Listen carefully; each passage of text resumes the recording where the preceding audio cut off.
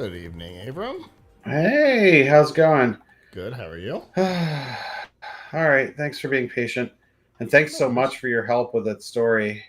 I hope somebody reads it. So far, I haven't gotten too many comments on it, but you know, it's weird with the AI stories. Like, AI is such a big thing right now, but a lot of them, I guess a lot of the stories that we're doing aren't getting as much, I don't know, pickup as I would like. But and I've been the primary one working on them, but Mm-hmm. I'm I'm hoping that you know I'm hoping we get some more people reading it because there's a lot of stories about ephemeral stuff like the is AI going to destroy the world? Right. Is it taking people's jobs? All of that kind of societal stuff. But that's so that's important, but it's so done. Yeah. Whereas not a lot of people actually talking. Well, I mean, they're talking, but there's not a lot of I don't know, major sites covering, new models and stuff like that. Yeah. And talking about, well, is AI going to take over the world? Well, it can't always repeat back names the way you typed them in. So, probably not soon. I mean, there's definitely other dangers because people are treating it like it can do things, and that Yeah. I think the biggest danger is that there's a lot of people who think that it's more capable than it is, and those are not just end Yeah. users, but people in businesses, investors, all kinds of people who have been snowed into thinking that these are much more capable than they are, Mm-hmm. and then the end result is that they're using it to replace actual knowledgeable humans already, and Right. with bad results both for the humans who should be doing that work and for and for the user, the consumer of that work. Yeah. So anyway, but we could talk about that later. Yeah. Yeah, like I didn't know that you were an engineer at Google or um what was yours? Contact No, lenses. no, no. Yeah, I make special AI contact lenses which have not existed before, I should say. Mine was that you're a senior engineer at Google, Yeah, and then the 12 said, "I don't know what that is." That was my favorite. yeah, yeah. Anyway, uh, oh, this is gonna be a fun one. So, did you see the first two? Oh, I'm sorry, I haven't gotten to No worry. well, I looked yesterday when. Siri Okay. Siri in trouble because the department is just in shambles. Despite the fact that you would think that this would be the rebirth of things like Siri and Cortana, and Hmm. because of generative AI, but no, they apparently internally have no idea what's happening. Um, for gaming, obviously the Activision deal. Hmm. For internet, the AI Act in the EU has passed a draft resolution, and then Black Mirror is coming back just in time. By the way, I only see two of those in the upstream. Yeah, only two of them are live. Oh, okay. It's been a weekend. I I understand. I had a I had a lot to do for work this weekend, so I understand. plus plus some gardening. Cool. All right. All right. Are you good? Yep. All right. I'm going to hit record. See, I remember to do it tonight. Here we go. This week, Siri's future is in trouble. Microsoft's Activision acquisition is blocked. AI regulation is coming together, and Black Mirror is coming back.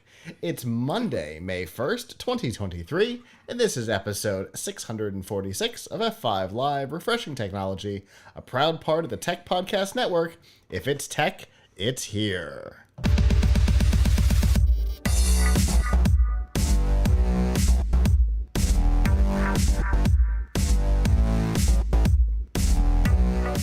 Wherever you are and however you're accessing our show, whether it be on social media, Facebook, Twitter, Instagram, or Snapchat, through a podcatcher like Apple Podcasts, Google Podcasts, Amazon Music, Spotify, and a whole lot more.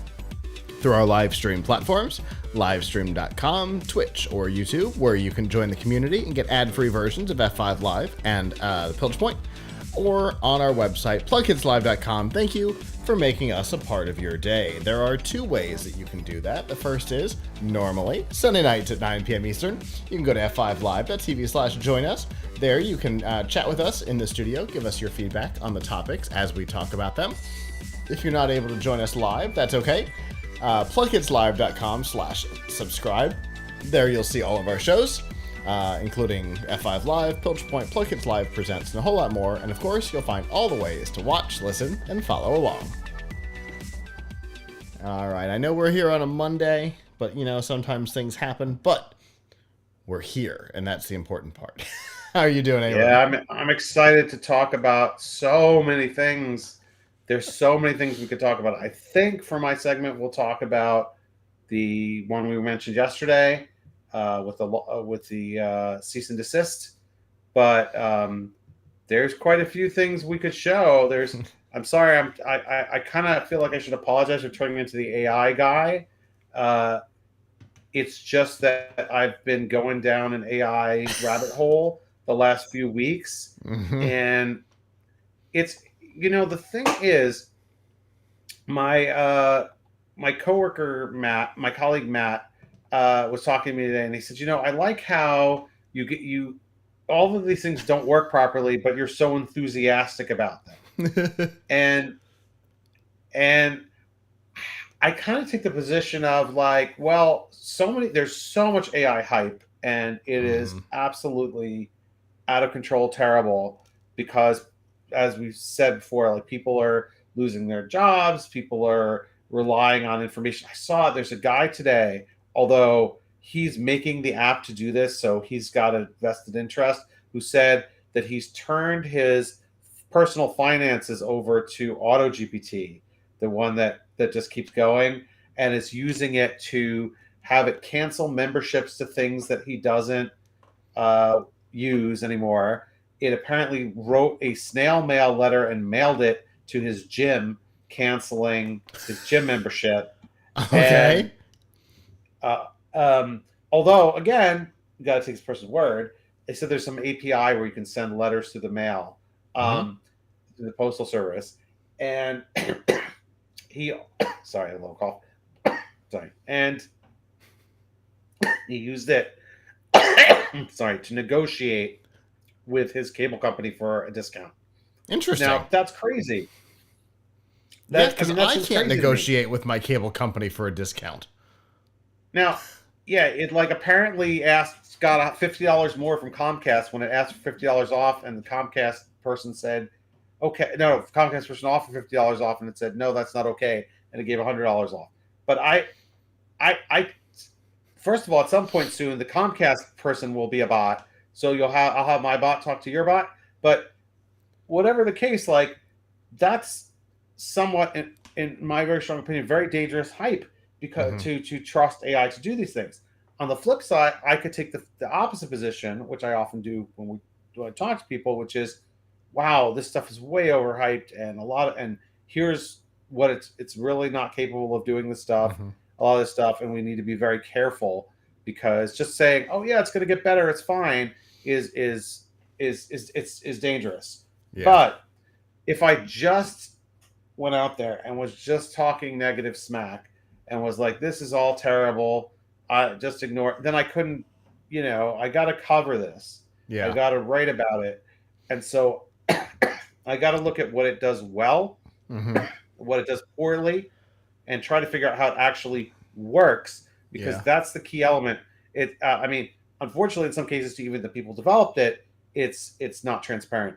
But you really gotta, it's really important to understand what's actually going on, what people are actually doing, what the models are, how they work, how they don't work, because otherwise you're going to get snowed.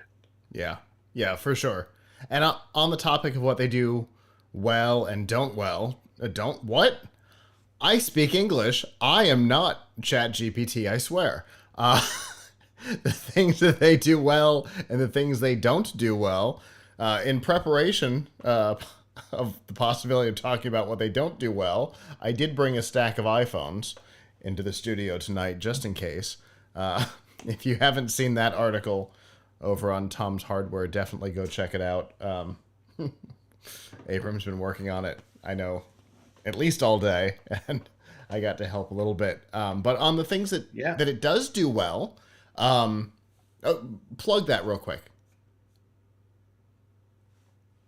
Yeah, so we have an article on the homepage. I was actually going to set this up so I could show it briefly during my segment, but on the homepage We'll come of back around to it. Tom's Hardware, we have an article about a new AI model that will run locally, even on an iPhone.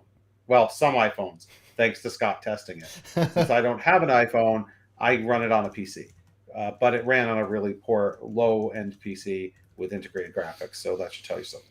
Yeah. But Abram got lucky that I got a stack of iPhones going back many generations. I think I got a 6S It around here wasn't. somewhere. It wasn't total luck. I know you have that. I know you Yeah. have all that stuff. Yeah. But, it didn't take long before we didn't have to go back too far before it failed. But on the topic of things it does well, something we talked about during the show last week was being able to summarize audio. And I found a partner since then called Swell that does it so unbelievably well. It's wild. Is it free? No. You can do like one a month for free. You can do like 5 a month for like $20 or something like that. I don't remember exactly what the costs are, but I mean, it's unbelievably impressive, and the amount of time that it can shave off of like podcast production, especially like for me, for CES, to be able to feed it audio files from the interviews and have it summarize generally to about 95% in SEO style. So at least 500 words, unless the interview is very, very, very short. At least 500 words. I mean, it's really impressive. And I fed it, as my test, I fed it my most complicated interview of any CES. It's always the monster interview, because we cover an entire booth.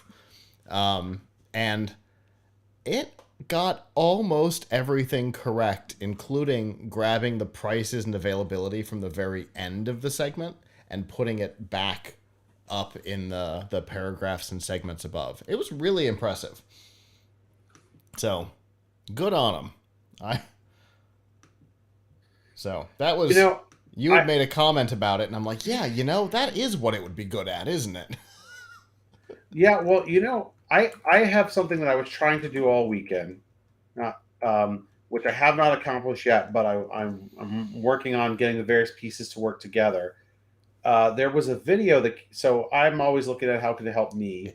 So, I look at sometimes from like a journalist perspective, what's going to help, not going to help me take away my job, help me do my job better. So one thing that would help me do my job better is that there's a lot of news breaking on YouTube from YouTubers doing stuff, but I can't keep track of everything that they're doing. And the most difficult ones are if you have somebody who has a video not in English, right? And it's not just YouTube. Like there's other sites like Bilibili, which is a Chinese video portal, right? And sometimes there are people there who've done something cool or have a new product that is now here or whatever, and I want to, be the first English language site to cover it. Yeah. So like yesterday, a guy in Portugal had a really interesting video about how he soldered some more RAM onto his video card. The whole 22-minute video was on YouTube, but in Portuguese, and sometimes YouTube offers translation, but it didn't this time. So I was thinking, like, for something like that, I would love to have a script that downloads the video, uses Whisper AI, which is like you can use locally, to transcribe the video and translate it into English. Um, Okay. so I could have a transcription. I could have the transcript in English, so I could so I could do it. Yeah. And so that, like, I think that would be a cool use. Also, this may be sci-fi-esque, but my son and I were talking just before, and I was putting him to bed about how cool it would be if we could make it do dubbing. So, like, could we have it so that if, like, so we take a video that's in a foreign language, to have Whisper AI transcribe and translate the audio, then use something like 11 Labs, which makes text to speech and realistic sounding voices. Mm-hmm. Take the voice stuff, dub it over dub it in place of the original voice, so it's just like somebody doing an English language dub. Fascinating. Probably.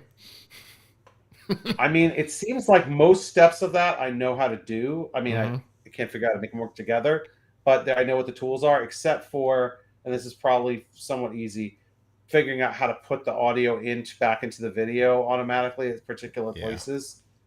But anyway, I'm sorry. We could talk all day about this. I know. We had a company on CES 2020 that had 2019. I don't know. That had a text to voice product that we're going to be using for the new version of PLUGHITZ Live. That I think you can actually give it pacing, so you could actually, the audio file that it would create could be timed already if you took the transcript and were able to grab the timestamps. Anyway, yes, we could talk about this all night. It's a very fascinating area. There are some things that it can do really well, like transcribe and then describe. I gotta show you this swell later, by the way. It creates a chatbot that you can then ask questions about the audio file. Anyway, fascinating. But we've got a lot of news to get down to tonight, so let's do that. But before we do, a reminder, if you are watching on Twitter or Facebook, it's time to come join us over on YouTube or Twitch. f5live.tv/join us is the easiest way to get over there. Do it now, and we'll see you in just a moment.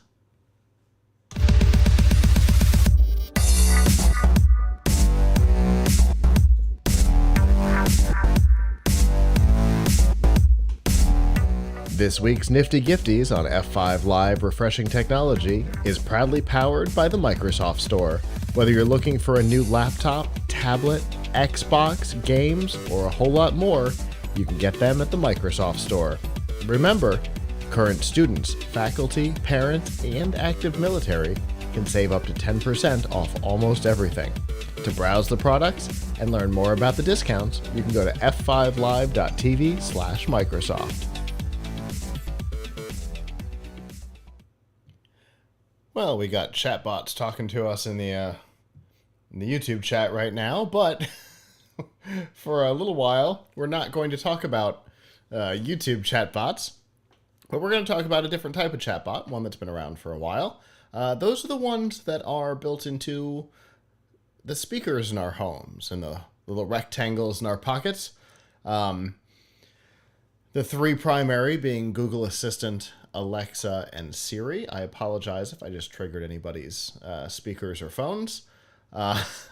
They've been the chatbots that have followed us for the last couple of years. Microsoft had Cortana. There have been a couple of others that have come and gone. But as we've talked over the last couple of months about generative AI and what it is good at and what it's not good at, where it does work and where it doesn't work, one of the places that seems most natural for companies to start integrating it would be in the chatbots that they already have. Now, we know that the information that underpins some of this can be questionable.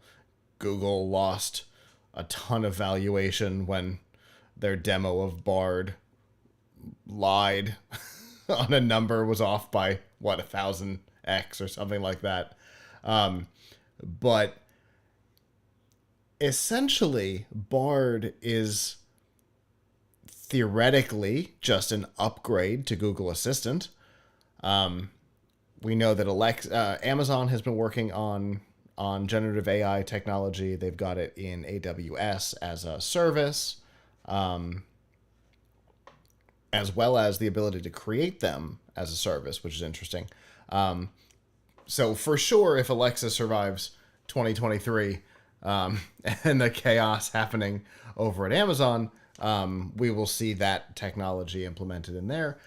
But then there's Siri. Poor Siri. Since Apple bought the technology originally, they have really struggled with the back end of it. There have been a lot of theories on what's going on. Everything from a company that doesn't actually care about the product to a complete misunderstanding of how the back end works.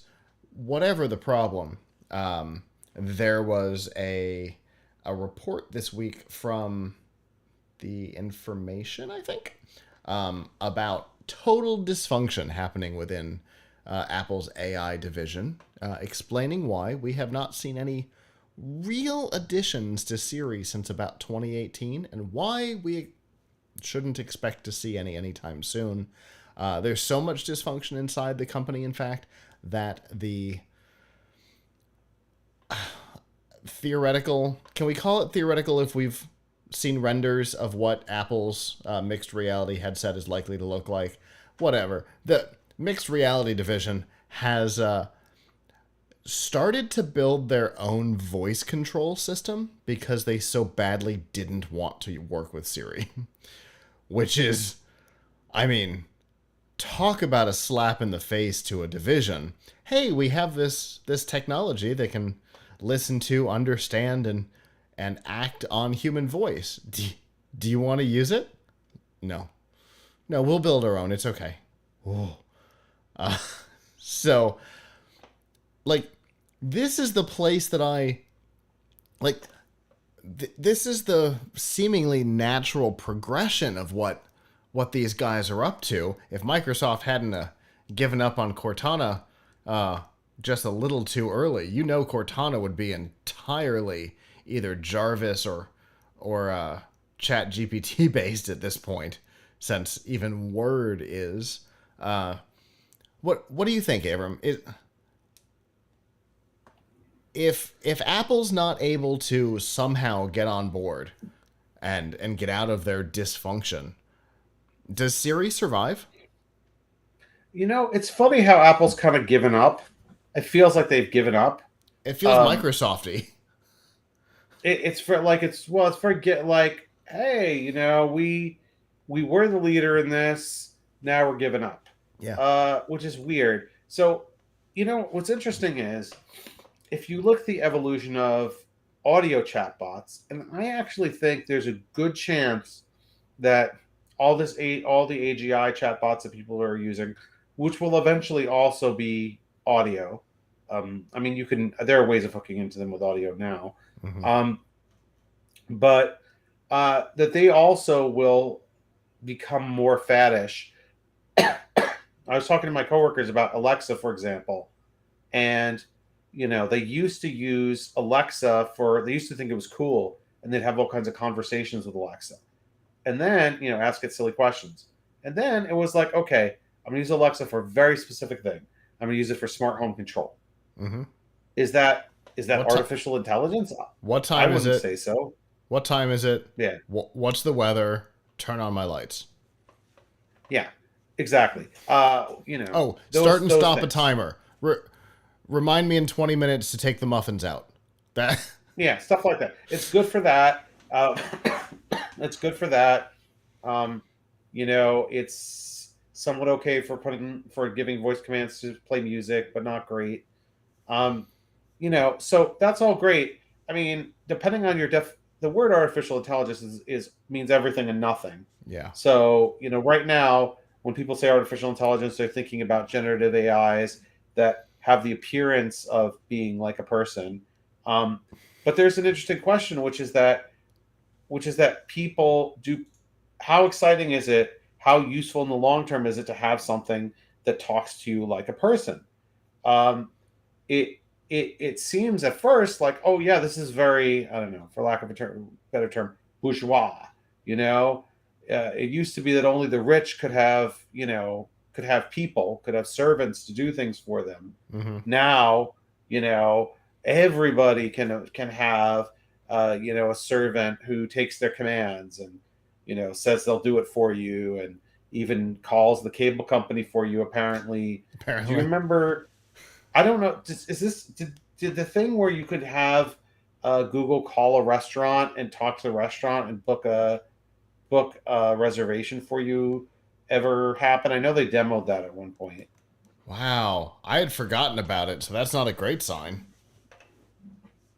But if that's not available yet, I'm sure it will be. But the thing is, in a way, it's very insulting. First of all, to the person who has to answer that. Like, what you're having a robot call me as a person? You can't even bother giving a human's time.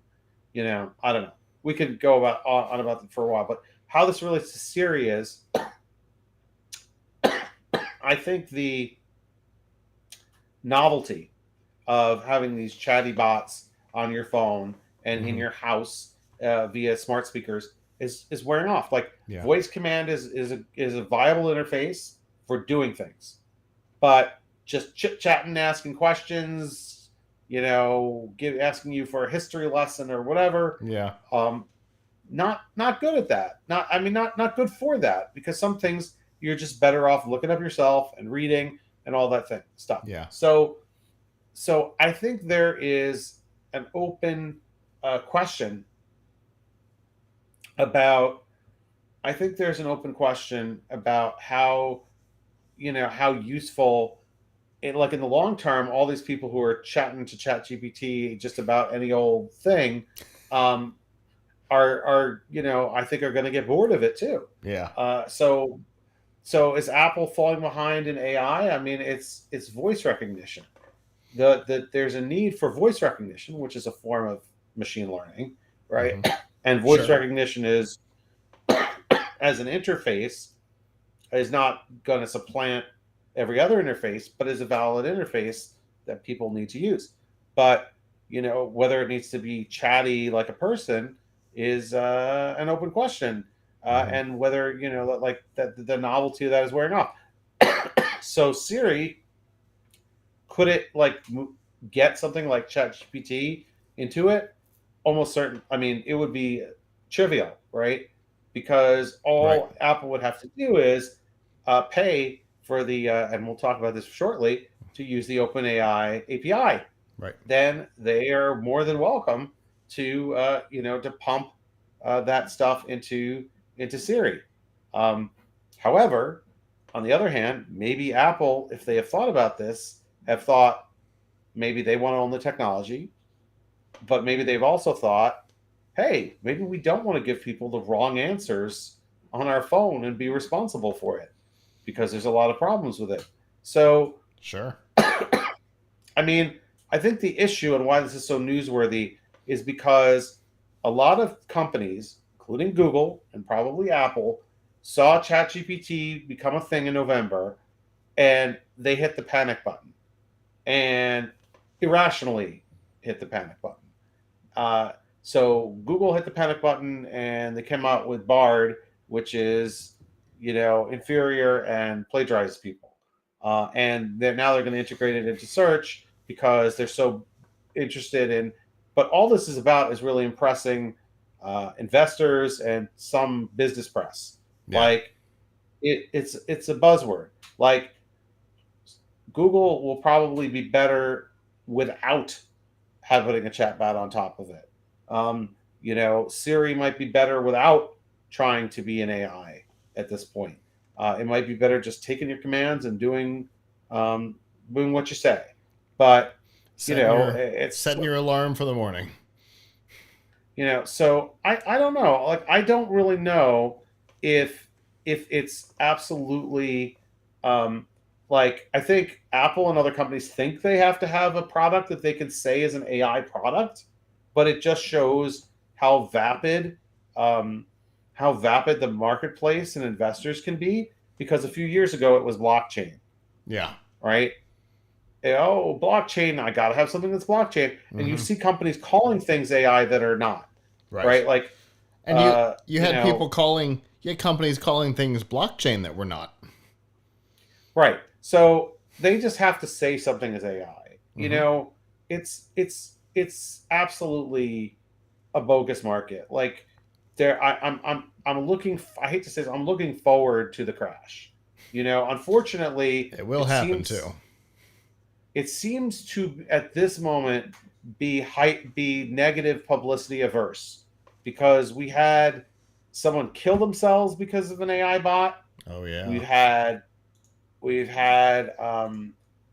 so people have died because of AI bots already. We've had um, all kinds of we've had the Bing bot originally threatening people and asking people to leave their wives and all kinds of Mm-hmm. crazy stuff. Like, Inve- Inventing they, alternate personalities. right. So, like, we've had all this bad stuff, and, like, yet the train keeps rolling. People continue to get horrible false information every day. Mm-hmm. And they're like, wow, this is great. I'm going to keep using it. So, uh, I don't know if I hope there's going to be a tipping point where people say, like, hey, wait a second, this actually is not such a great service. And, like, the technology, the fact of machine learning and neural networks and large language models, they're not going anywhere.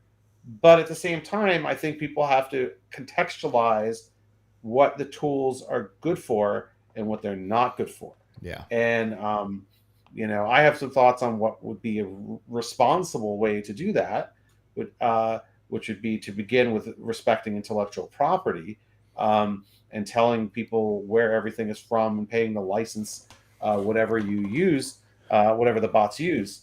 We're But gonna we're gonna talk about that in a couple of segments. We're very AI we heavy are. tonight. So sorry, it's a thing, but it's of the moment right now. Yeah. You can't walk away. Like, you could have put in one of today's stories that the head of Google AI resigned so that he could warn people about the dangers of AI. Mm-hmm. Did you see that story today? I So, like, did. that could have very easily been a discussion story for us. Yeah, So for sure. so so sorry, Siri. Uh, yeah, I mean, Apple is. I don't think Apple needs to do anything, and I hope that they realize they don't need to do anything. Yeah. Apple is great at ignoring trends, and I used to True. criticize them for that, but I'll give them credit for that. Like, they never made a 2-in-1. They they had a Yeah. chance. Everybody in PCs was doing it. It was the thing. Everything's going to be 2-in-1 from now on. What a big deal. And we see that, like, 2-in-1s didn't go away, but the excitement of having a 2-in-1 and everybody's going to be in tablet mode, calmed down, Yeah. because they realized most people weren't using it that way. So, but Apple said, I do. yeah, we don't need that. Yeah, I'm not saying nobody does. I know. It was a I'm not joke. saying absolutely I am nobody, but, fully like, aware. I am fully aware that I am the oddball in most industries. but anyway, so Apple doesn't need to do anything, is what I'm saying. Mm-hmm. Maybe they think they need to. Maybe the industry thinks they need to. Uh, maybe Wall Street thinks they need to. In the end, as far as their product stack, I really don't think that they need to have, like, an AGI chatbot, or turn Siri into that. Yeah. So perhaps in this case, it's their dysfunction that's saving them from going down a Yeah, crazy path, rather than preventing them from competing with Bard in the wild yeah, west that is the chatbot world right now. Okay. yeah. Yeah, I can get behind that. That's a fascinating take that I hadn't entirely thought about, but of course, the the the industry might feel like they're falling behind, but Apple may not care because they recognize it as a trend that they don't care about chasing. Yep. Okay. Yeah, I'm good with that.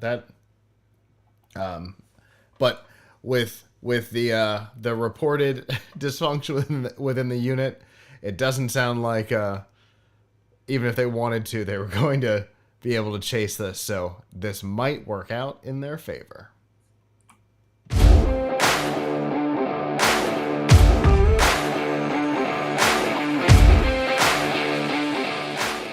This week's Pilch Point with Avram Pilch is proudly powered by PureVPN. The best way to protect your privacy online is with PureVPN. You can hide your online activities, say goodbye to regional restrictions, and improve your streaming quality. Plus, it's available for almost all of your devices. You can get a special price and a 31-day money-back guarantee right now by going to pilchpoint.live/PureVPN. I'm going to continue to enjoy that new music. Anyway, so Yes. More AI, Avram. So much to talk about. There's like 5 things I'd like to talk about at least, and I want to apologize because I'm not AI, so I'm a human that has a cough right now. So if we had like a really great use of AI, would be to real time filter out my coughs. That would be great. That would be that to me would be a good use, like help the human. So we should put an AI into my mixer over here and put a 7-second delay on the show so we can take care of you live. Yeah, Got it. Yeah, if it's really fast, maybe it could, if you had a 4090 or something, maybe running it, maybe it could just like, also could make my lips look like I'm not coughing too. It could like rewrite my lips. Speaking of rewriting lips, I'm just gonna throw this out there. Have you seen the pepperoni hug spot video? Oh my God, have I? Okay. So I saw the article from you, and then I grabbed it and I started sharing it to everybody. I'm like, you've got to see this. This is ridiculous. I feel like it's like family, but with cheese. I feel like the audience should see this. I feel like the audience should see this. Do we? I don't know. Is it like for us to show an AI YouTube video? Not if we are commentating on it. I know Pizza Later, the person who wrote it, and I don't think they would mind. When I say okay. I know them, I'm like, they're not a personal friend, but I interviewed them. If you want to talk about it, I will get it. I want to talk. I mean, I know we were supposed to talk about something else, and we will in a second. That's but fine. You got to like, if people see this, they're gonna applaud.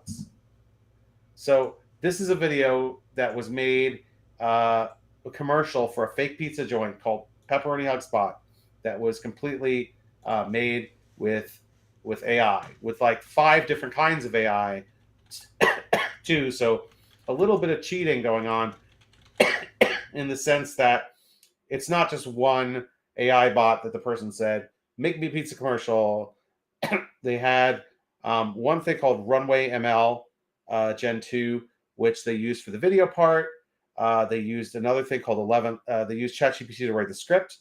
They used 11 to come up with the name of the joint, Pepperoni Hug Spot.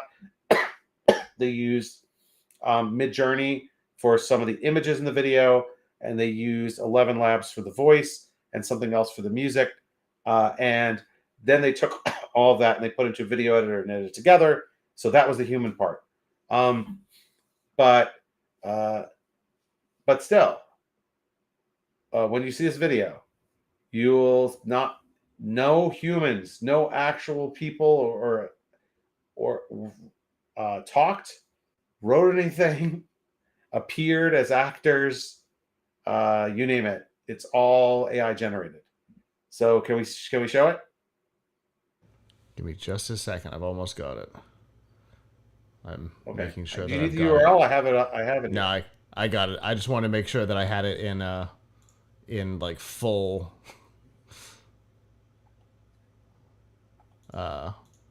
full quality. All right, let me add it into the thing. Where did I put it? I think I put it on my desktop. All right. We will be able, let me make sure that I've got the audio set to play on the stream. Yeah, okay. All right, here we go.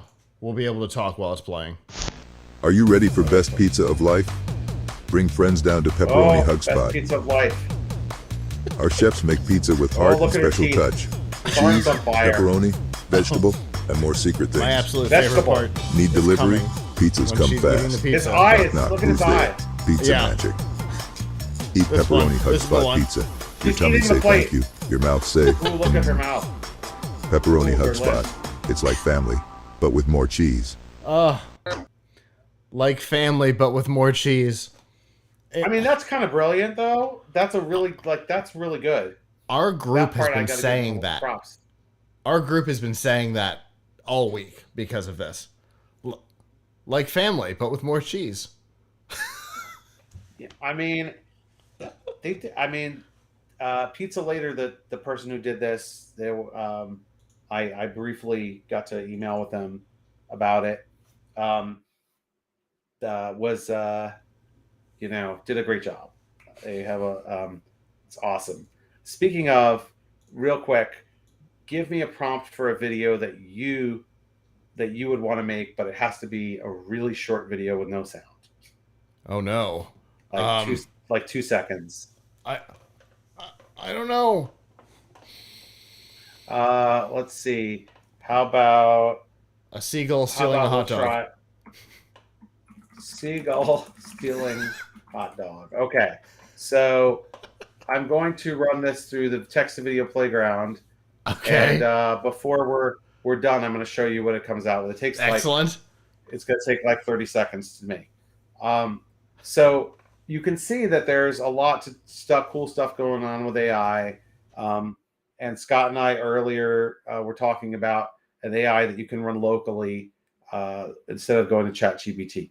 But let's be honest, ChatGPT is sucking a lot of the air out of the room right now. ChatGPT is becoming sort of like the Kleenex of the Kleenex of AIs, right? So a lot of That's a people good say, way I of want thinking about it. ChatGPT. A lot of people say they want ChatGPT. They just mean they want a chatbot. They don't necessarily mean, hey, it has to be ChatGPT specifically, but it's become a term, right?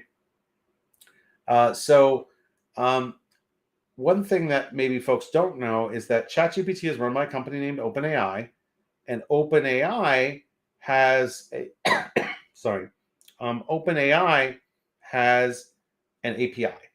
And where the real money from OpenAI is made is not from you going to ChatGPT, because they give that for free, and then they've got like the Plus account that costs, I don't know, $20 a month or something, so you can get priority access and get GPT-4, the latest model.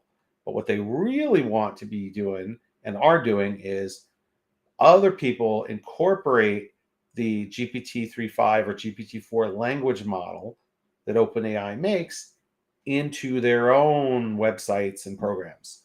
And to do that, they need to use an API. And the API costs money.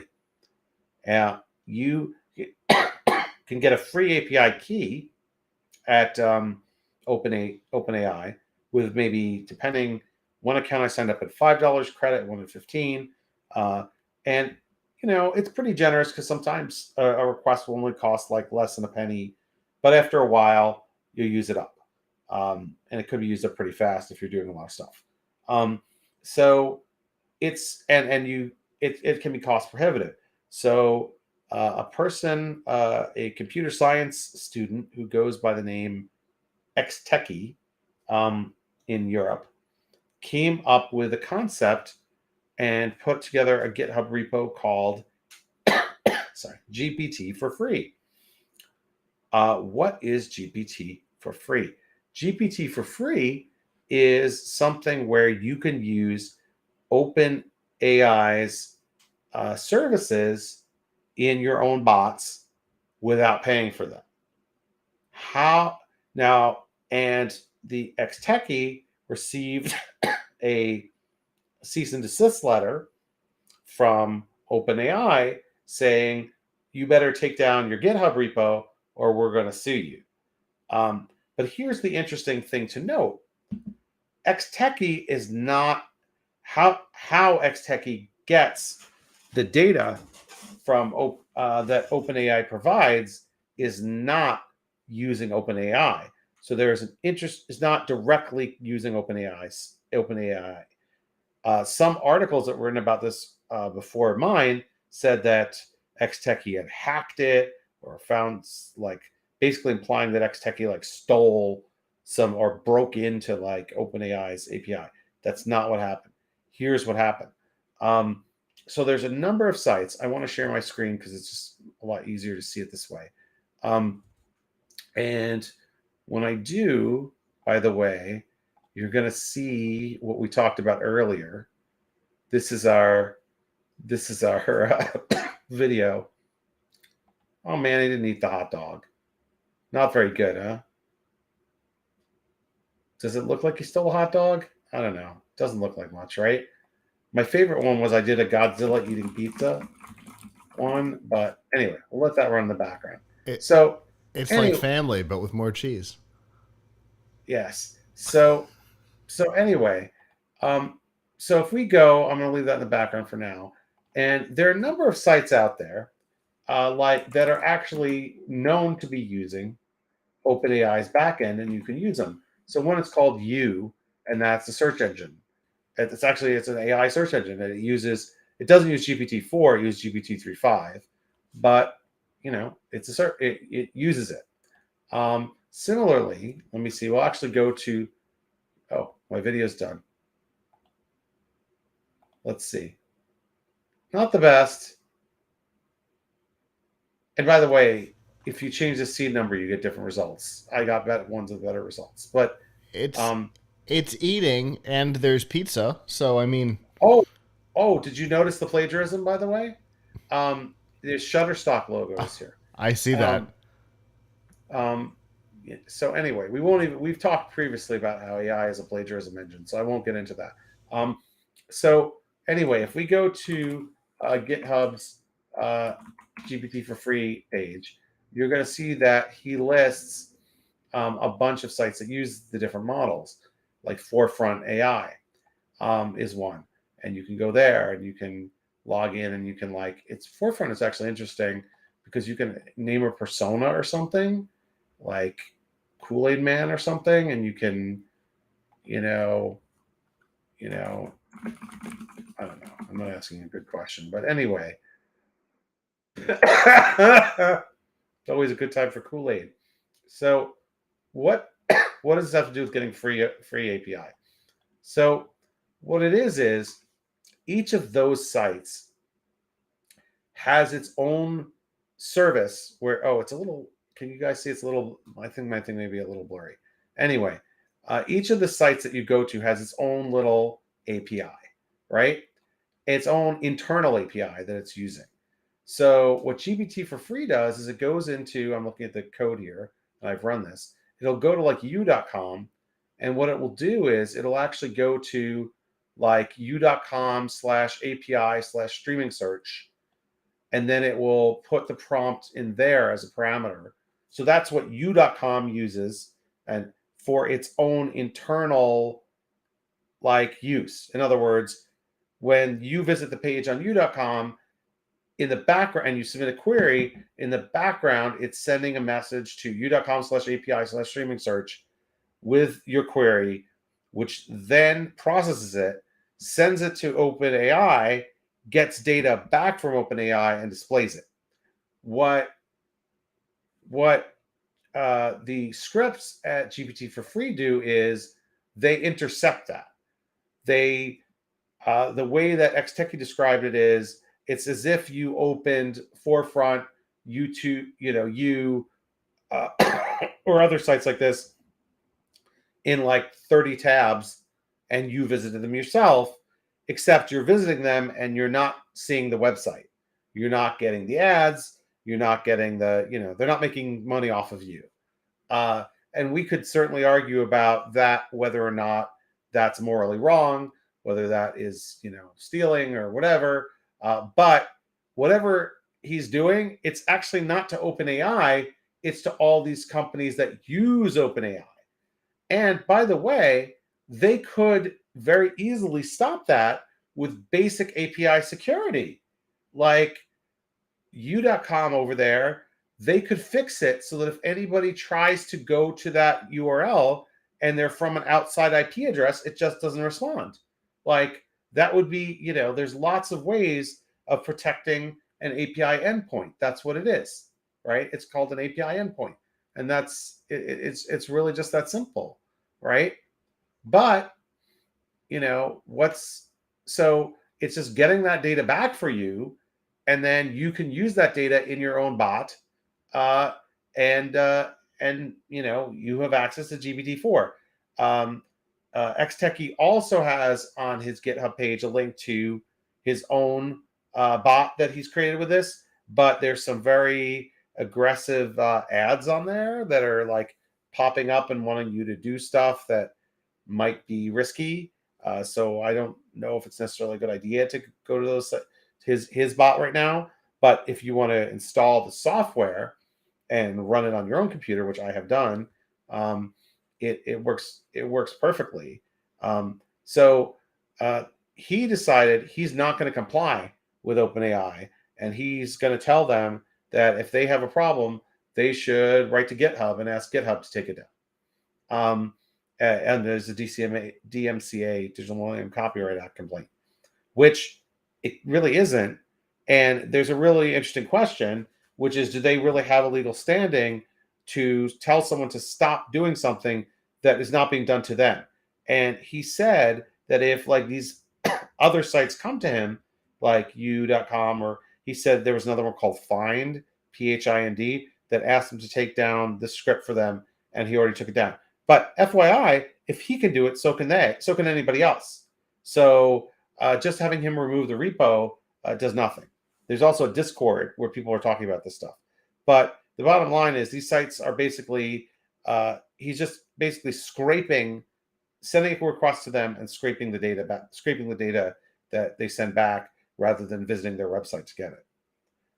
So what do you think, Scott? Is that like, does OpenAI really have a leg to stand on here? I mean, obviously they're a big company with lawyers, and this guy's a college student, so he's probably not going to, if they were to actually go to court, I don't know if he would prevail. But so there is a Supreme Court case with precedent on this.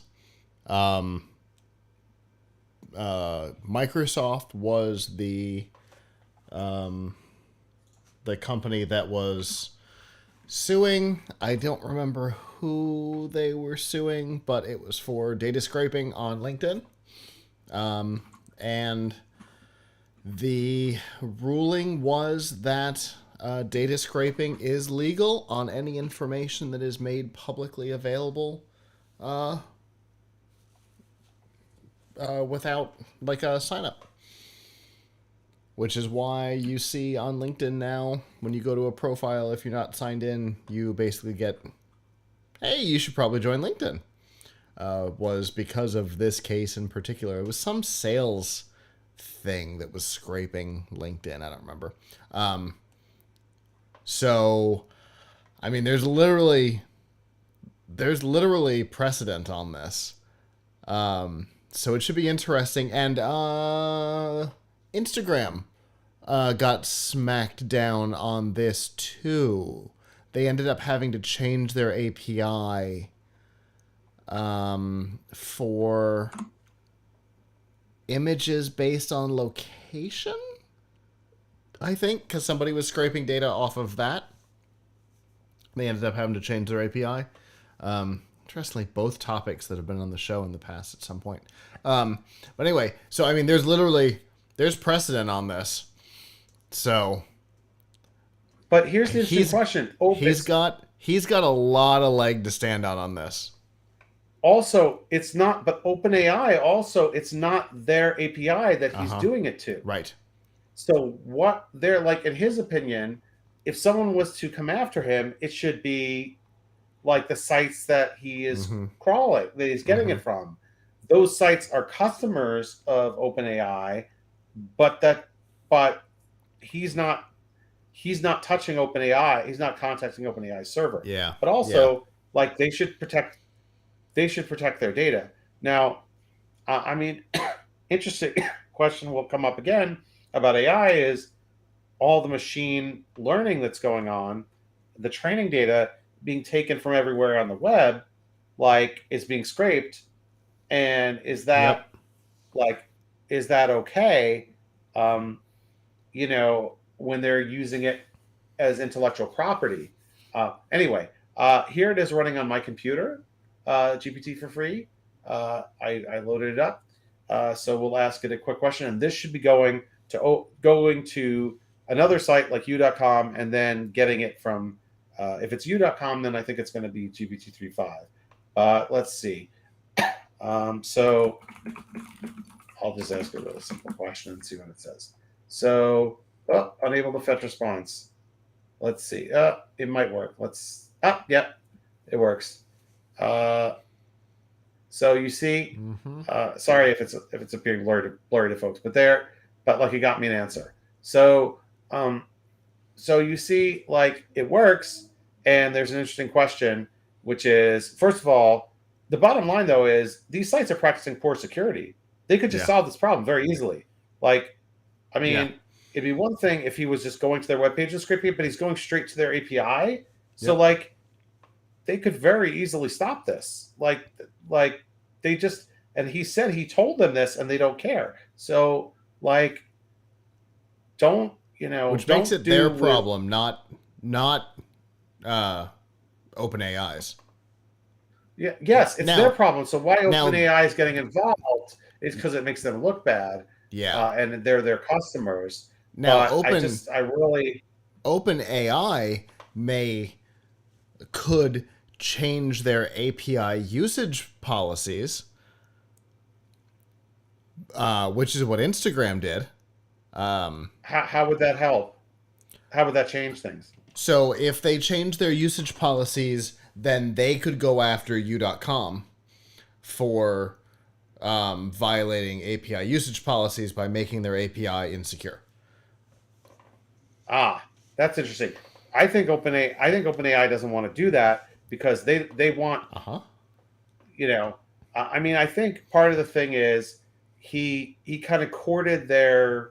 I mean, look, he's not the only one doing this, but he kind of courted their ire because he used. He called it GPT for free, and I guess they feel. Oh, the word GPT is not trademarked in any way, and lots of things are using GPT in them. So, but he courted their ire, I guess, by using the term GPT, by using GPT for free, and then the reporting on this said that he was getting it directly from OpenAI, and this obviously is a threat to their business model, sort of. So I understand why they're not happy, but at the same time, whether they have a footing to stop him if he had proper legal representation, interesting question. And the bottom line is they can't stop everyone. Right. So because this will be. Here's the thing: all we got to do is start forking this GitHub repo. It'll be all over the internet. It is all over. Yeah, I think it's already. So it doesn't matter. And what he figured out how to do, I'm sure others could too. So it's really not like what it was so difficult. Honestly, I've done this before. Obviously not with OpenAI, but I've done this before. I've done lots of data scraping things, but I've hit APIs in our writing portal for PLUGHITZ. I'm using an API that's not documented, but it's publicly available for headline analyzer. Right. So the thing is, I mean, in a way, it's not nice because, like, u.com and all these other sites are paying money for these, this API usage on OpenAI. I wouldn't. So I don't know that I would do that. The thing that I'm using is just a publicly available thing. But I mean, they've set themselves up for it. They've set the API in such a way that it's way too easy to get a hold of. Now, there's very little that you can do to make it impossible, right? But they've made it too easy. I mean, maybe OpenAI could do more to make it easy to like limit, on their end. I don't know. I don't know if there's a way that like I don't know. you could have encrypted. What if I want to build it into an application? Now my IPs are distributed. There's all kinds of stuff. I don't know. What if there's like a key? Yeah, I don't know. I mean, yeah, it's hard to say. Or maybe there are keys. That's right. No, I know, but there are keys. So I don't know. I guess. Yeah, it's hard to say. Yeah, who knows? But OpenAI does have some really, really modern and pretty sophisticated API security, but if people are using it and they don't. They've given the key to the house to somebody else, and that person left it at McDonald's with the address. Yeah, that's the best way to put it. So that's our story. And the final thing I was just going to say is the thing that you and I tried, which is called MLC LLM, which stands for model language compression, something like that. Is a compression. Allows you to install a local large language model that is nowhere near as good as ChatGPT, but you can run it completely on an iPhone, on iPhone compilation. All right, compilation. An iPhone 12 or above, and on a PC with integrated graphics. Here I have it running locally and the data is like 5 or 6 gigabytes. And if you if you look here on my screen, I asked it a ridiculous question. I asked a simple question and gave me a ridiculous answer. So I don't know if you can read. It looks sort of blurry on my end, so I don't know. Can you read what it says over here, where I asked it who was the 5th president of the U.S.? The 5th president of the United States was James Madison. He was the 4th president of the United States. Oh, that took an interesting turn. Right. Okay. So this is messed up in so many ways. First of all, it previously told me that Thomas Jefferson. I asked it this afternoon, and it told me Thomas Jefferson was the 5th president. And I believe that the reason it said Thomas Jefferson was the 5th president is, and I may be screwing up my history here, wasn't one of his terms the 5th term of the 5th presidential term? But that's not how people describe it. People would say the 5th president is James Monroe because he was the 5th person to be president. I can probably tell you what it said. The 5th president of the United States was Thomas Jefferson. He was the 3rd president to be inaugurated after the end of the American Revolutionary War in 1801. That's the answer it just gave me. American Revolutionary War ended in 1801? He was inaugurated in 1801. Oh, okay. The sentence structure is not great, but I think that's what it's getting at. Anyway, it has a lot of problems. It also said that PLUGHITZ is an electronic music festival run by DJ Plug. Yeah, it did. So, and it said that I invented a contact lens with a built-in camera. But it also said that you were an engineer at Google, and the iPhone 14 said you were an engineer at Google. The iPhone 12 said, I guess it depends how many. It'll give you something else if you ask again, probably. So once again, showing that that all these bots, including ChatGPT, make stuff up. So some make it up more than others, but all you need is for it to make one thing up for it to be bad. So Yeah, true. anyway, True. so the technology is evolving. I got Thomas Jefferson as the answer on the iPhone 12, but with absolutely no explanation. Just the fifth president was Thomas Jefferson. Period. It's really insistent that it's not James Monroe. It never says James Monroe.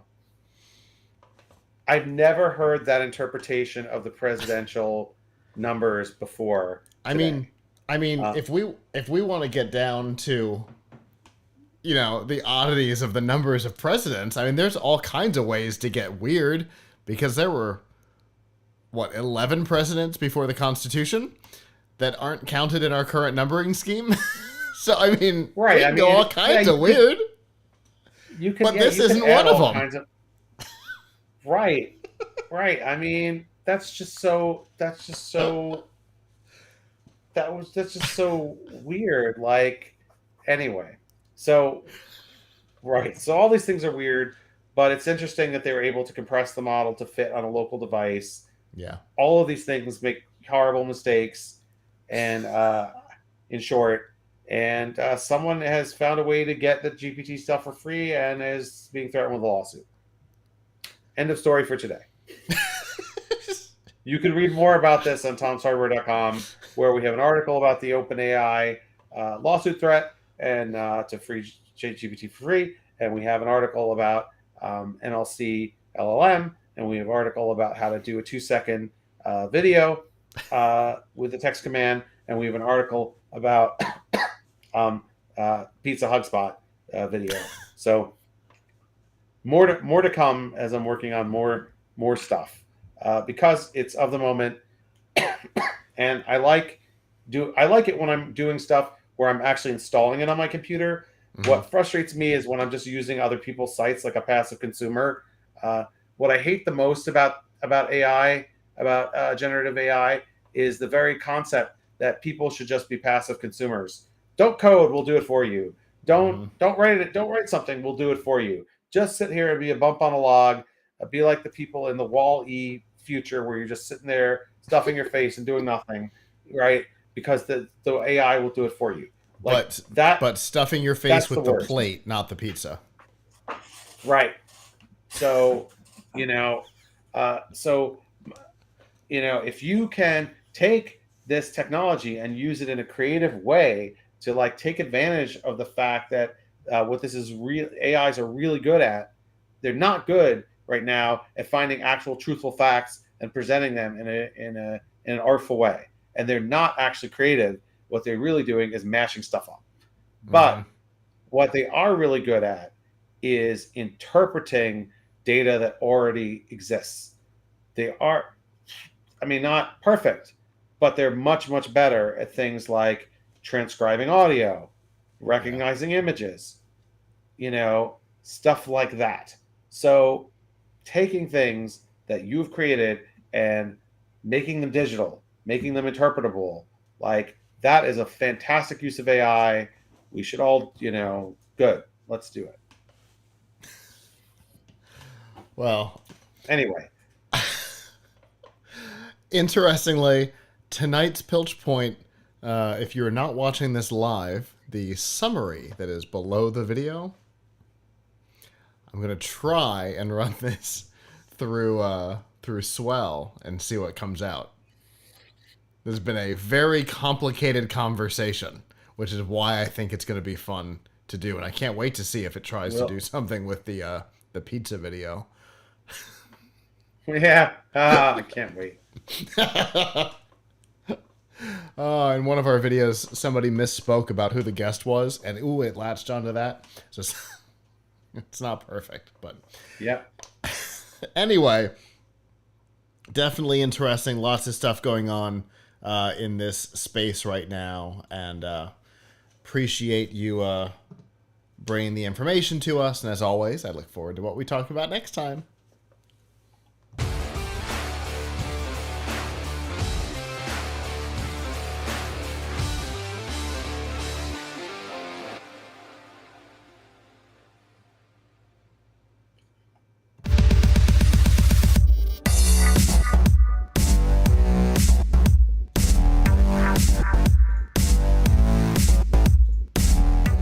This week's Extra Life on F5 Live Refreshing Technology is proudly powered by EXA. EXA brings the latest technology to gamers, offering the most immersive products for the ultimate gaming experience. They've compiled the best elements of cutting-edge ENC tech, the latest in Bluetooth 5.0 and 7.1 surround, plus extra features into their headsets so everyone can enjoy a sensational gaming experience.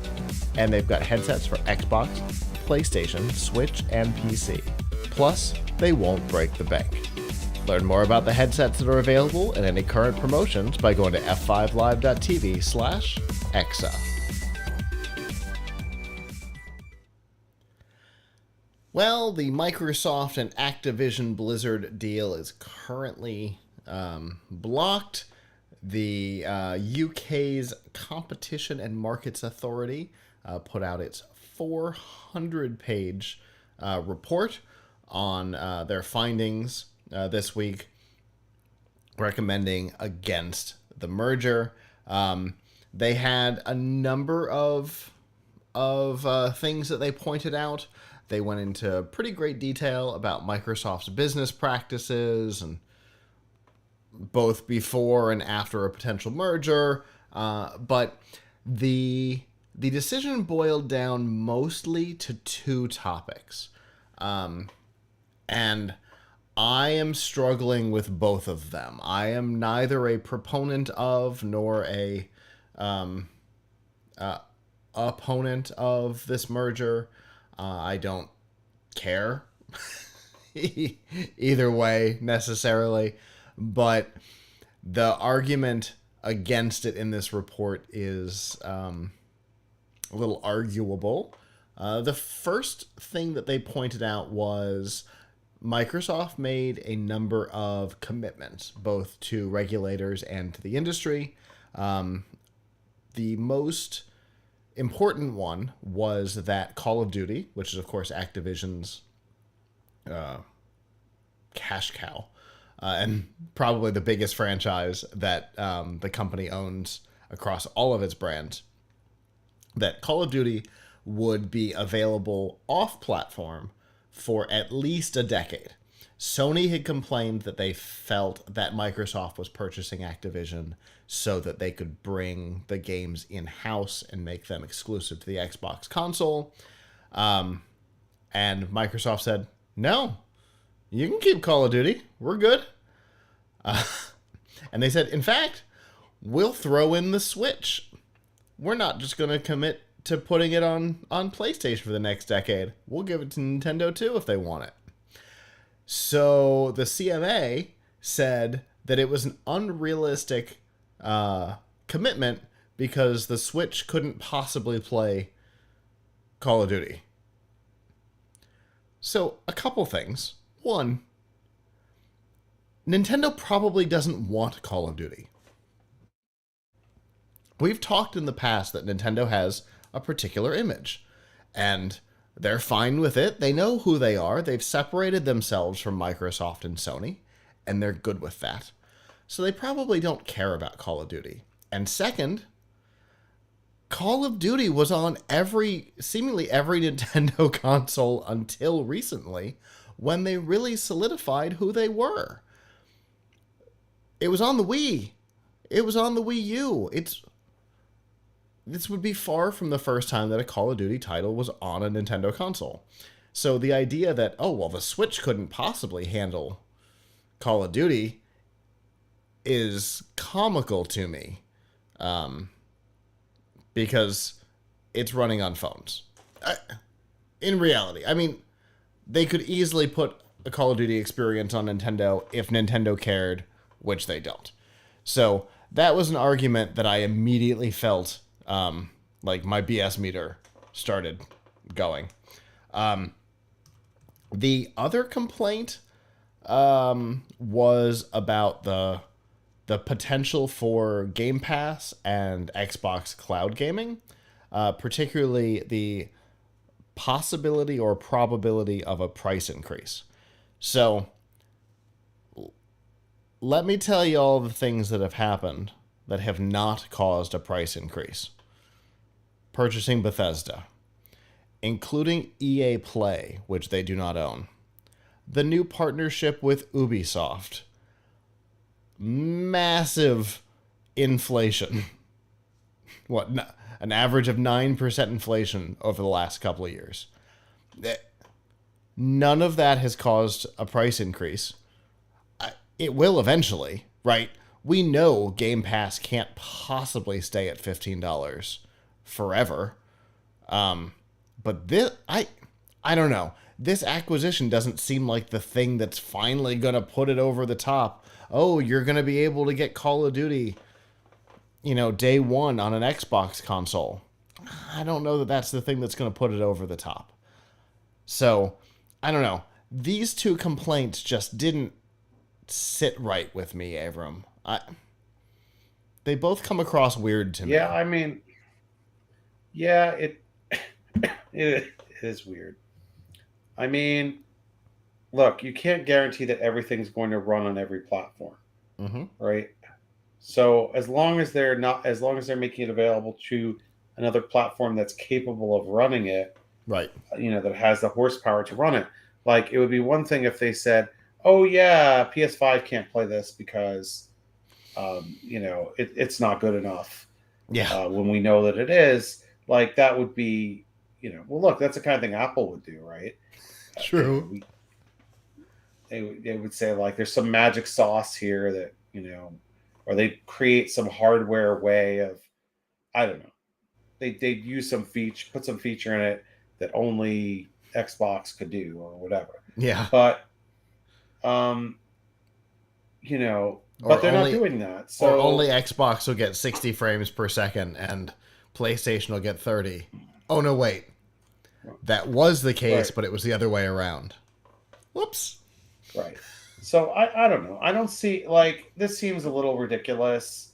I get it that there's anti-competitive concerns as companies should, I think the regulatory authority should be concerned about stuff if the company is kind of flexing, anti-competitive authority. They although this is already kind of, I mean, if they're worried about the company having control of a platform and then also making games that could run on that platform, that ship sail because, they already have other studios. Although, the more they buy, the more it could lock others out. But, there's still there's still plenty of, like, how much of the market would they own if this deal goes through? I think less than Sony, because Sony's got all kinds of in-house studios too, and second party, which is a category we don't talk about a lot. Essentially, externals that are kind of internals. that weird hybrid space. So much stuff comes to Sony exclusive, first party, third party. And Sony has been the console leader for the last two generations. They owned the last generation, and they keep hitting hardware sales record milestones. Fourth quarter of last year was the largest console sale quarter in Sony's history. Yeah. So and they're not in they're trouble. about to hit the most. I think I just read that they're about to hit the most PlayStation consoles sold for a generation ever, and we're only a couple years into the generation. I mean, they're owning it, and Microsoft is trying to fight back. They're trying to be able to compete. They got saddled down at the beginning of this generation. Because of chips and Taiwan and COVID, right? The PS5s started becoming available in retail well ahead of when the Xboxes were in people's hands. That gave Sony a huge lead in this generation. And I think legitimately this is Microsoft writing basically a blank check to Activision to try and hold that off to make Game Pass a more attractive deal, which it already is. It's wildly effective. Where at $15, you've got what? Xbox Live, you've got the games for the PC, the games for the Xbox, the cloud gaming service, EA Play, and whatever this new Ubisoft relationship is. But that's still not helping them stem the tide against Sony. I think they want this for that. So, yeah. And I don't know. I don't know ridiculous. That if they would have Sony, even with this, I don't know if they can fully recover from the late start on this generation, even with this. So I don't know. The explanation seems odd. I totally get the idea of this is a big concern. Activision is the company, right? We all know it.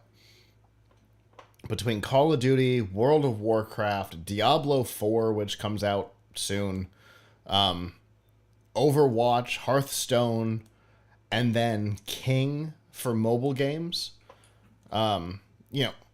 Activision owns a lot of stuff. I see where the concern comes from, and these explanations aren't it. Yeah, no. The thing that you pointed out, well, how much of the industry do they control if they take this over? That seems like the conversation to have, unless that ended up being a losing strategy. This doesn't seem like the thing to focus on, because these don't seem like winning strategies. Not at all. Not at all. So, next steps for Microsoft, because it's not over. They've spent a lot of money to get to where they are. So, it seems like for sure they're not going to give up at this point. So, the next step is that they can file an appeal. They will be appealing to a court. They've got 4 weeks to put the appeal in, and then basically they have to argue why the CMA's decision-making process was wrong. We've helped you out a little bit here. Though I assume your lawyers are probably better versed than we're going to be, but basically they have to make the argument that the decision-making process was flawed. And then they can get back on track. So I don't think they're going to shut down discussions with other regulatory bodies. They might slow down, but I don't think they're going to shut down. They are going to focus on this appeal. There's no way they don't. We're like 15 months into this since the announcement. The announcement wasn't the beginning of the process for sure. So they're going to keep going down this. We will know probably by the end of the summer whether or not the appeal has been accepted or rejected, and then at that point we will find out what the rest of the process looks like. It's definitely going to be chaos, but we will stay on top of it. Yeah.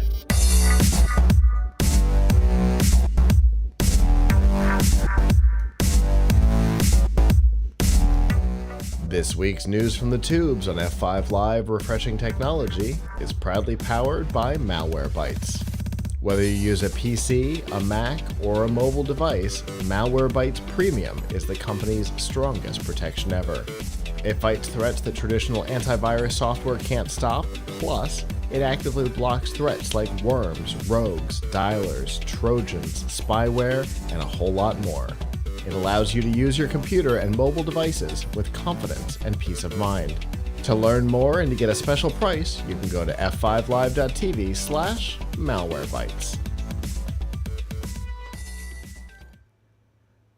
Back on the topic of AI, but staying within Europe and legal entities, we have the EU passing a draft version of what is being called the Artificial Intelligence Act, obviously also known as the AI Act. This is a massive, comprehensive set of laws relating to the regulation of AI within the EU. However, as we learned with GDPR, things that happen in the EU affect the world, because if you operate within the EU, you do end up being bound by these things. So this is going to be a big deal for everybody. The next stage of this, now that they've passed a draft, is for lawmakers and member states from around the EU to then negotiate the details of the bill. The draft took 2 years. The timing is spectacular. The draft has been in negotiations for 2 years, since the initial proposal. They've been fighting it over for months, and now we're here. Now all the member states get to weigh in strongly before a final vote. The Parliament has put stricter obligations on models, foundation models, such as ChatGPT. Under the proposal, companies that make generative AI tools would have to disclose if they've used copyrighted material. So there's one of your constant issues, Avram, being addressed. The question comes down to, because I haven't actually read this full draft. I've gotten into some of it. I don't know when and where they're required to disclose this. I don't know if they're required to disclose it when they have accessed it, when they've used it as part of the information for a response, or if they have to have somewhere where they just list all of the copyrighted material. That doesn't seem like what the EU would go for. So my guess is the first one, which would bring us to, always citing sources, which has been a big complaint of both of ours. So those are the kinds of things that we will see as negotiations get hashed out. The draft kind of just says that it'll have to disclose copyrighted content usage. But we know the EU. We know how they deal with this stuff. Being passive and just having one big long list on the website is not going to be acceptable for them. So my question about that is, disclose, how about license? So there's crediting sources, which is, one level, and then there's getting permission and compensating sources. And I think they need to do both.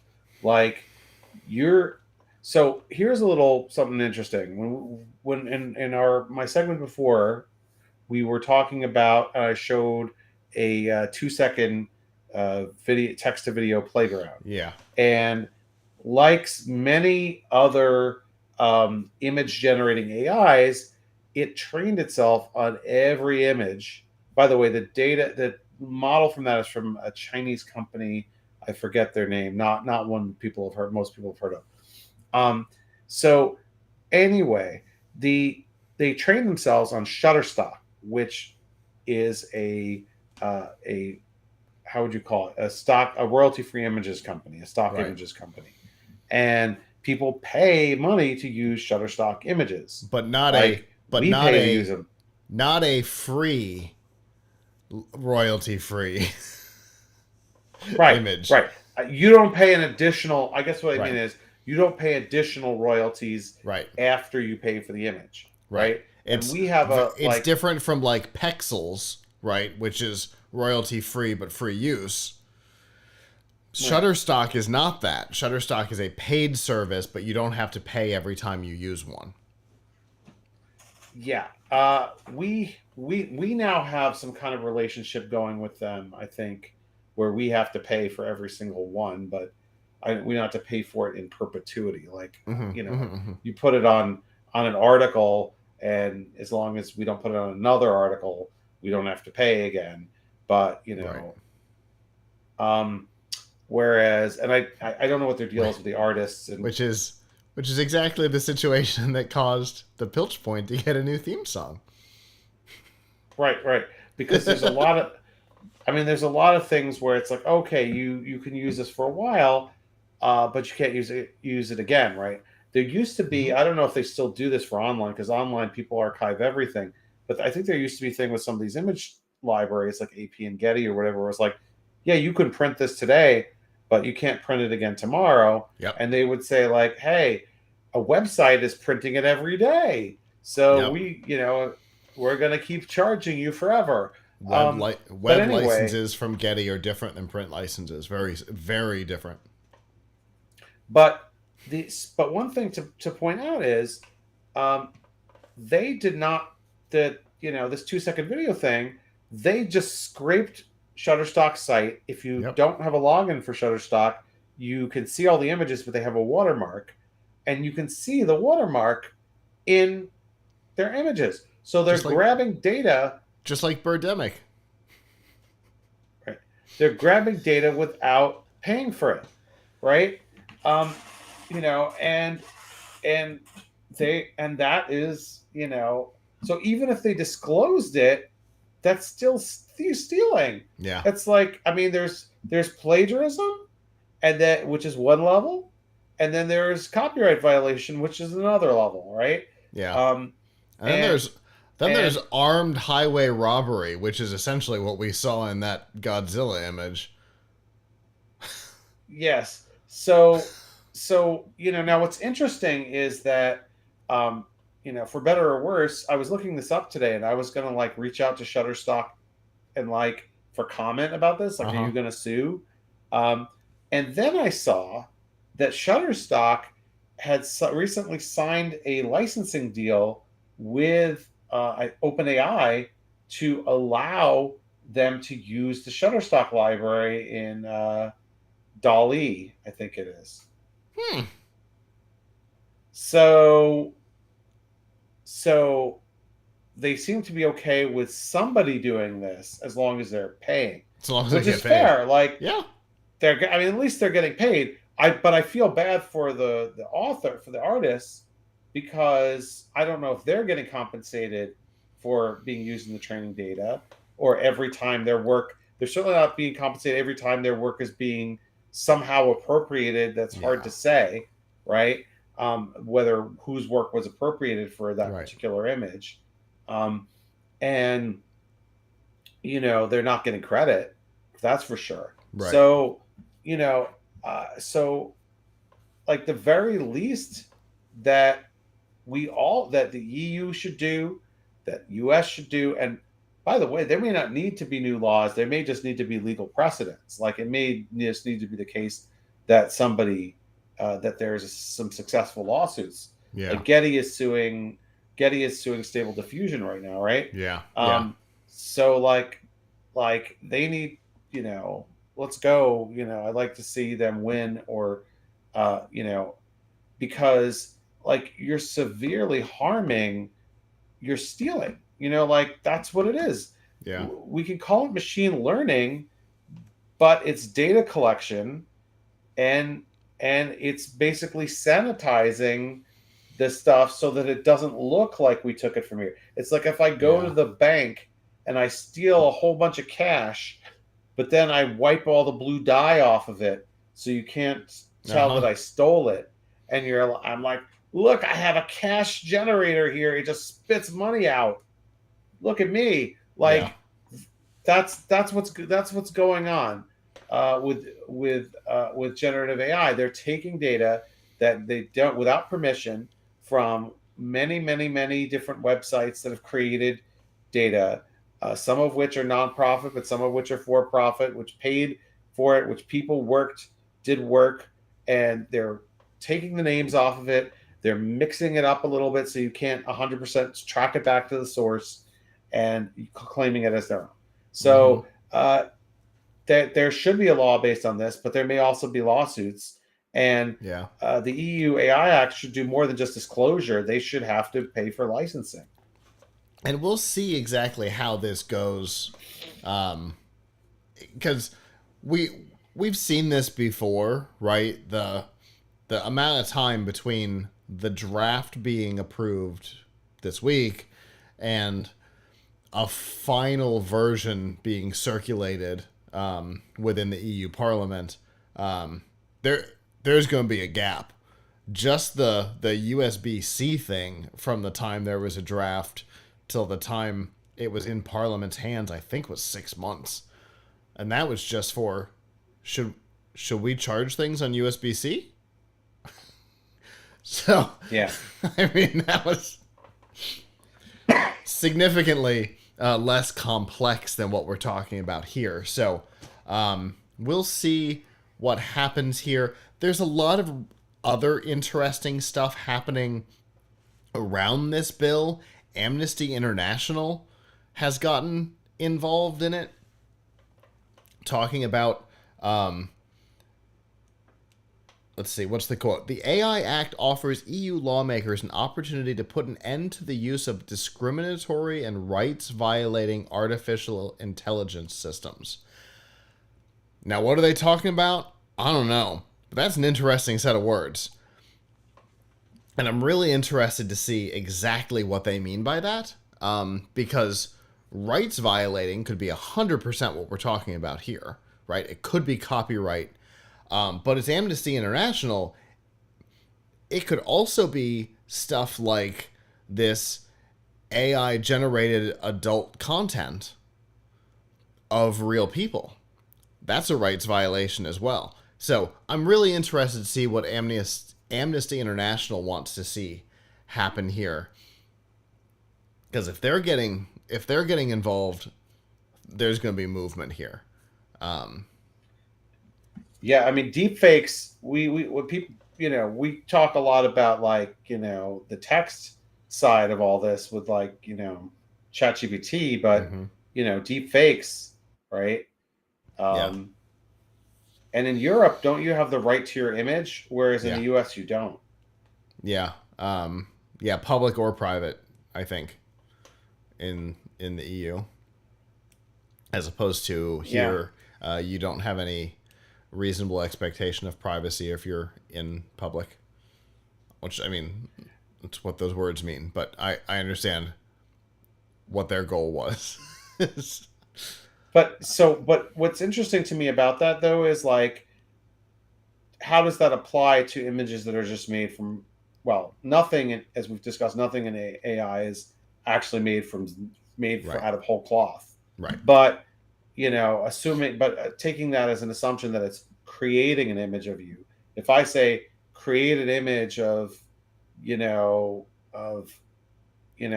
somebody snorting cocaine or whatever, and that's terrible for their reputation. I mean, besides the slander of it, or can they sue me for like, hey, you made my image? In the US, just making an image of somebody, I don't think, like, if I draw someone, I'm entitled to do that. So if I could photo make an image of someone, I'm allowed to, I think. Whereas in the EU, you have, I think, a right to your likeness. I think so. Yeah, there's going to be a lot going on here. And, we've been having these conversations for years. It's far more important today than it was before. I had a conversation with Dr. Woody Flowers, the former head of the engineering department at MIT, about a Michelle Obama adult deep fake. We had that conversation in like 2019, I think. When did he die? 2019. So it might have been April of 2019 we had that conversation. And he's like, and this is what's happening now. This is just the beginning. We gotta prepare for this stuff. So we didn't exactly prepare for it in the way that he had hoped, but it does seem like maybe things are going to start catching up to protect people and information. So we'll see. Again, it was like a 6-month delay on should we charge things on USB-C. So I don't know how long we're going to have to wait on this, but my guess is we're going to hear progress on this one, which we didn't on... I keep going back to the USB-C thing because it was the last major tech thing that the EU Parliament took on. I didn't really hear updates on that one because from draft to publish, it didn't really change. But this is going to change a lot. Lots of people have an interest in this. Publishers have an interest in it to ensure that, you know, they're being not just credited but compensated. And Amnesty International's got an interest in this. And lots of people and organizations are going to put their 2 cents in. So this is going to evolve a lot from this draft to something serious. And because the internet is global, this will affect us here as well in the same way that GDPR did. So we will be keeping a close eye on this as it evolves.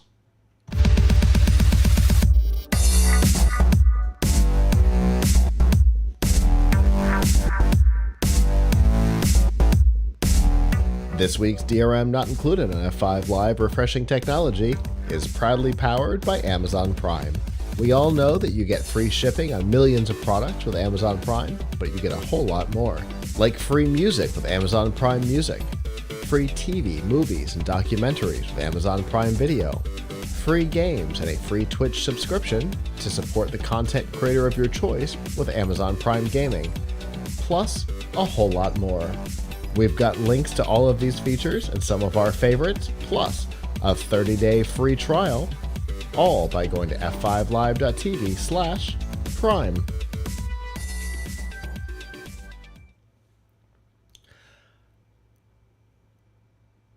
We've got a show coming back, one that's been off the air for a while. Black Mirror has officially been announced to come back for season 6. The show premiered originally in 2011. It was one of the initial Netflix original series. And it's been gone for a while at a very interesting time as some of the predictions and dystopian stories started to come closer to life. Because we've definitely got a Furby powered by ChatGPT, which certainly seems pretty close to the Miley Cyrus episode. But it's an interesting time for it to come back. If you've not seen the series, it is essentially, it's an anthology series where every episode is disconnected and disjointed from one another. But they tell the tale of each one tells the tale of a version of the future where a particular technology has turned dystopian in one way or another. Whether it be, you know, social media has gone so far that, you know, you have to audition for real life, which was kind of what that episode was, to digital blackmail and malware affecting the president, to the Miley Cyrus AI doll going berserk. So, I mean, we're certainly... The world has advanced since the last season, and we're in a great position to create new dystopian stories of technology going sideways. So it'll definitely be interesting to see what the team is able to produce. Now, the cast list that's been announced so far, I don't know if you've seen this, Abram. The cast list so far is wild. Josh Hartnett, Michael Cera, Selma Hayek, Aaron Paul, Rory Culkin.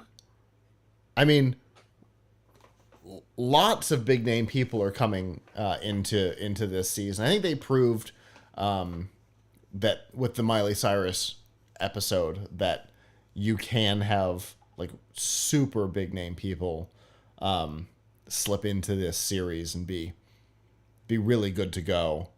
So they're going to lean into that this time. it is essentially the same team coming back for production. And in fact, executive producer Charlie Brooker said that he has some stories and some tropes that in the early days of the series he said he would not touch with a 10-foot pole, and has decided, you know what? I was wrong. Those are tropes that should be touched in this series, because we need to challenge what a Black Mirror episode is. So, yeah, it's probably going to feel a little different, but it's still going to feel the same. Hopefully, we won't have anything like the first episode, which if you've not watched the series, feel free to skip it. It's beyond weird. Things you don't want to see, I can promise. But outside of that, the series is fantastic, and I, for one, am looking forward to a 6th season. The show's never been... It's really good at telling standard sci-fi tropes in a interesting new way. Nothing in it's never been done before. But none of it's really been done this particular way, which I think makes it interesting. Are you a fan, Abram? I've watched some of the episodes. It just makes me so depressed that understandable. that I don't look forward to watching them.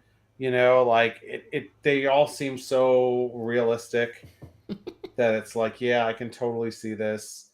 I just, I'm still getting over the one with the contact lenses that could record everything that you see and store your memory forever. Which I think you're the founder of, aren't you? Yeah. It sounds a lot like what I'm the founder of, right? Sounds like. Yeah. Thank you for setting that up. I know that wasn't your goal, but that was great. No, I thought about it. I mean, although it's a little different because the ones I have just help you the ones I make just help you to see phone numbers. You know what's interesting, though? I was thinking about this when I read the description. Every contact lens helps you to see phone numbers. Huh. It said helps you to see phone numbers. It didn't say helps you to call them or store them in database. It said my contact lenses have a camera in them and they help you to see phone numbers. Huh. Well, it did say that, didn't it? If you put a phone number in front of me, I couldn't see well, and I put on contact lenses, it would certainly help me to see them. As long as they're the right contact lenses for you. Yes, they have to be the right ones. But anyway, yeah. It's Black Mirror is they have work to do. I think I read something the other day where someone saw a project they were working on in Black Mirror and decided to not do it. Oh, wow. There was a story. I think it was this week. I saw something about like somebody saw a Black Mirror episode and they said, "Oh, this new technology I'm working on is just like the thing in the Black Mirror episode. I think I'm going to stop." I mean, it makes sense that the article would come out now,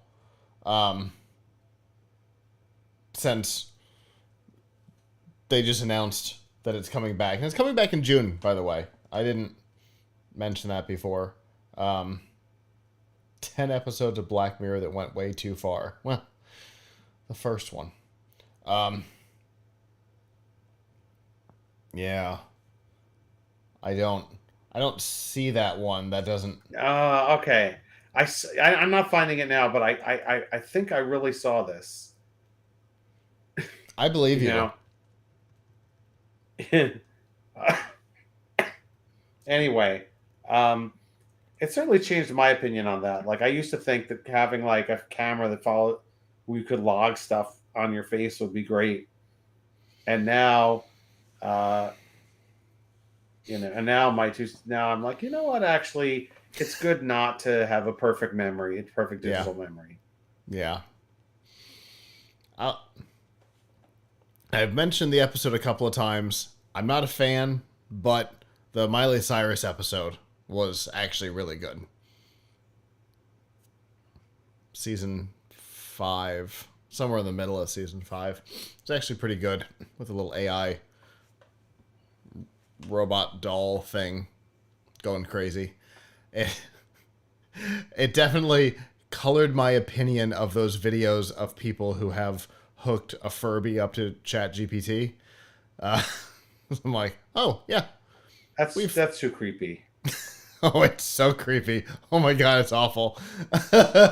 and after that particular episode, it's all I can see. I'm like, oh, okay, well that Furby's gonna lock that guy in his closet, I think.